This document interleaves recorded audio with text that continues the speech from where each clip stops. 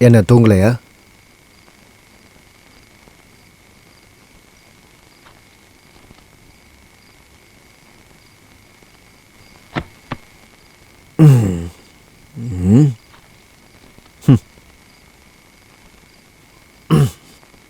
நமக்குள்ள சண்டை வந்து கோச்சிக்கிட்டு போனாலும் அங்கே போனதுக்கப்புறம் இங்கே திரும்ப வரணும்னு தோணுச்சு. அங்கே இருக்க ஃப்ரெண்ட்ஸோடு சேர்ந்து ஒரு பிஸ்னஸ் ஒன்று ஸ்டார்ட் பண்ணேன்.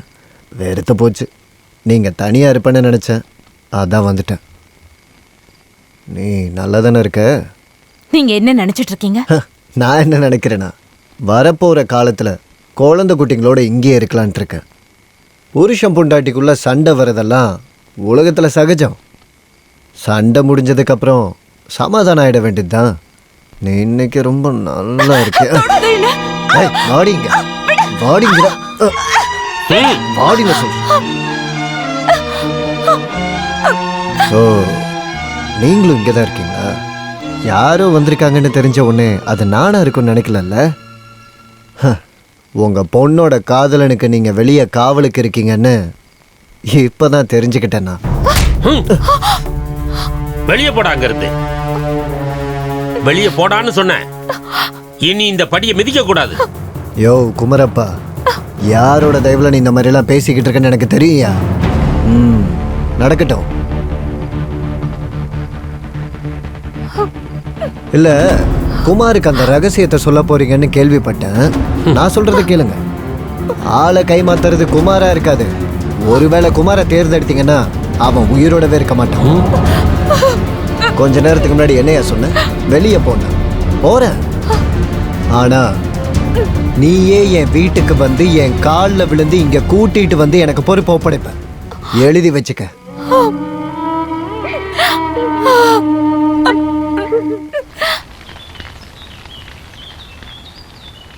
என்னடி பண்ற? நல்ல திருப்பு, நல்லா வேகணும்ல.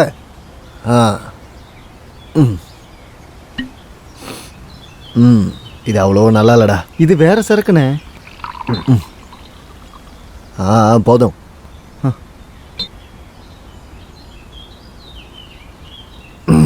சக்கரபாணின்னு பரமு. யாரு பரமுவா? பார்த்து ரொம்ப நாளாச்சு. ஜெயில நல்லா தானே இருந்த பரமு? நல்லதா இருந்த. சாட்சியும் ப்ரூஃபும் இல்லைன்னா ஒருத்தனை கொலை பண்றதுக்கு 6 வருஷம் தண்டனை. அது நல்லா இருக்கு. 4 பேர் பார்த்துட்டாங்கன்னா தண்டனை 12 வருஷம். அது இன்னும் நல்லா இருக்கும். கட்டினவளும் இல்ல, பிள்ளைங்களும் இல்ல. இதுக்கப்புறம் என்ன பண்ண போற?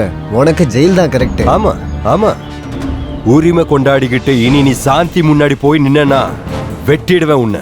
என்ன பரம, ஐம்பொண்ணு, சிலைங்க, பவித்ர கண்ணாடி, குமாரப்பன், அது மட்டும் இல்லாம நான் கட்டின ஒரு கயிறை நீ பார்க்கலையா?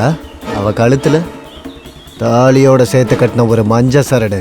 அந்த சரடை அறுத்து போடுன்னு சாந்தி கிட்ட ஒரு வார்த்தை நான் சொன்னா போதும். அப்படின்னா போய் சொல்லி பாரு.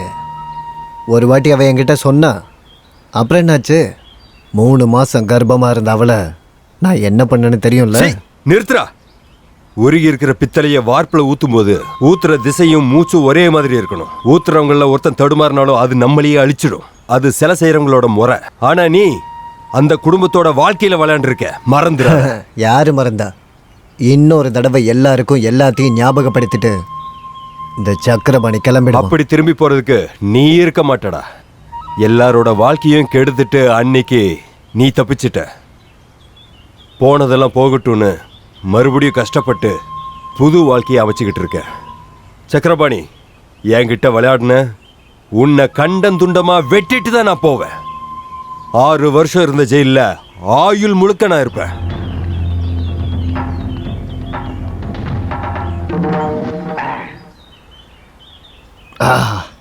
குமாரு, உன் ஜாதி பேர் மூசாரி தானே?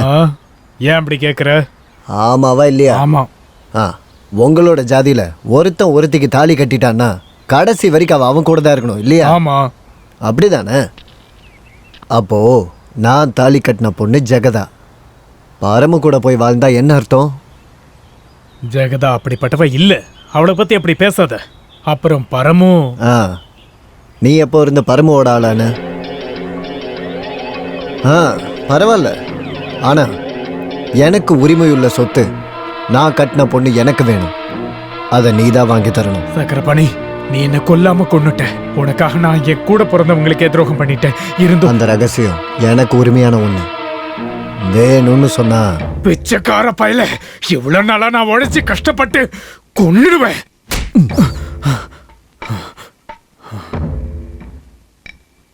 வேண்டாம், எனக்கு அந்த ரகசியம் எதுவும் வேண்டாம். ஆனா எனக்கு என்னோட ஜெகதா வேணும்.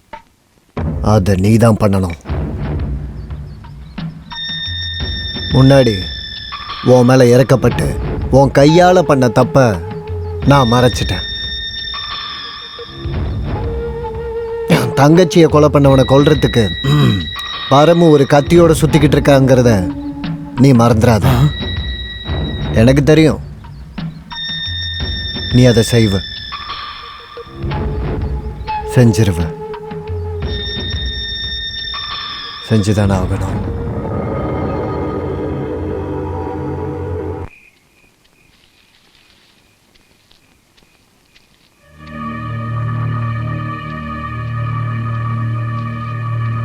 டேய் நில்றா.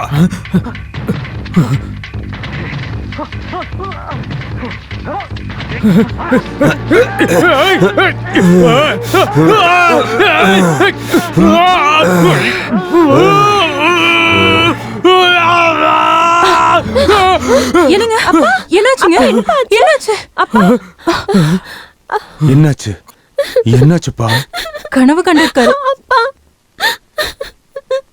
காலையில எந்திரிச்சு சாமி கும்பிடணும்னு சொன்னா யாரு கேக்குறீங்க?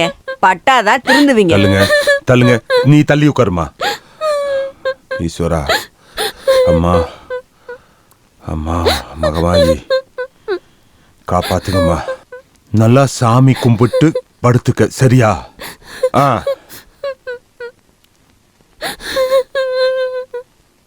நீங்க தூங்குங்க. தண்ணி வேணுமா? வேண்டாம். சரி படுத்துக்கோங்க.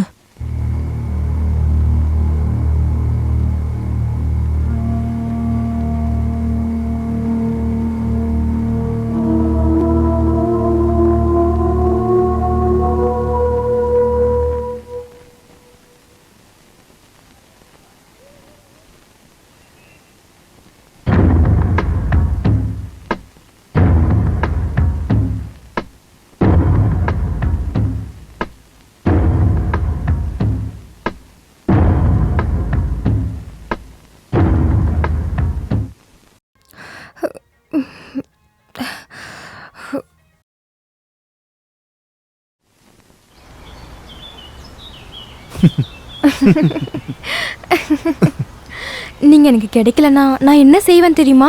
வேற ஏதாவது ஒரு நல்ல ஆசாரியா பார்த்து நீ கல்யாணம் பண்ணிப்ப. வேற என்ன? அதுக்கு நான் இன்னொரு வாட்டி பிறக்கணும்.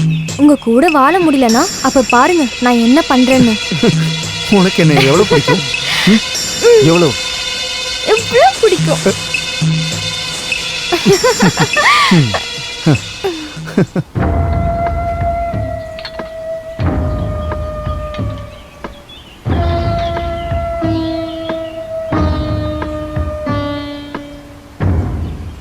என்னடி இது? மனுஷன் இதை திங்க வேண்டாமா? இங்க இருக்க எல்லாம் சாப்பிட்டாங்களே, உங்களுக்கு மட்டும் ஏன் பிடிக்கலன்னு சொல்றீங்க? இன்னொரு வார்த்தை எதிர்த்து பேசுன நீங்க என்ன பண்ணுவீங்க? வேணா வச்சுட்டு போங்க. ஏ சின்னமோ, உன் புருஷன் எங்க பைத்தியக்கார ஹாஸ்பிடலுக்கு கூட்டிட்டு கொன்னுடுவா உன்னை. இந்த ஆளில கொல்லுடா. இவனை கட்டி வைங்க. போடு பைத்தியக்காரி. என்னாச்சு? நான் செத்துட்டா கூட எனக்கு கொஞ்சம் நிம்மதியா இருக்கும். சரோ, நீ பேசாம இரு. என்னம்மா என்னாச்சு? ஐயோ, அம்மா, நீங்களே சொல்லுங்க, நான் என்ன பண்ணட்டும்? எத்தனை வருஷமா ஆண் துணை இல்லாம நான் இங்க வாழ்ந்துகிட்டு இருக்கேன். நீங்க என்ன என் புருஷன் கூடயே அனுப்பி வைக்க மாட்டீங்க. இங்க நிம்மதியாவும் வாழ விட மாட்டீங்க. நான் செத்துருவேன். பாருங்க, ஒரு நாள் நான் சாகதான் ஏண்டி போறேன். நீ இது மாதிரி பேச ஆரம்பிச்சு ரொம்ப நாள் ஆகுது. ஒரு மனுஷன் ஒரு வார்த்தை சொன்னா அதை செய்யணும். முதல்ல நீ போய் செய், அதுக்கப்புறம் தான் நான் சாகணும். அடச்சே, ஹே. ஒரு அப்பா பேசுற பேச்ச பாரு. விடுமா, பரவாயில்ல.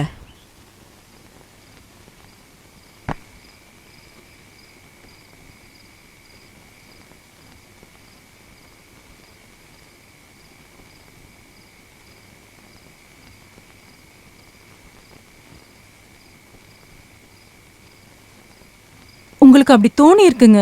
அவங்களுக்குள்ள அப்படியெல்லாம் எதுவும் இருக்காது. எதுவும் இல்லாமலா ஆத்தங்கரையில முத்தம் கொடுத்துட்டு இருக்கான்.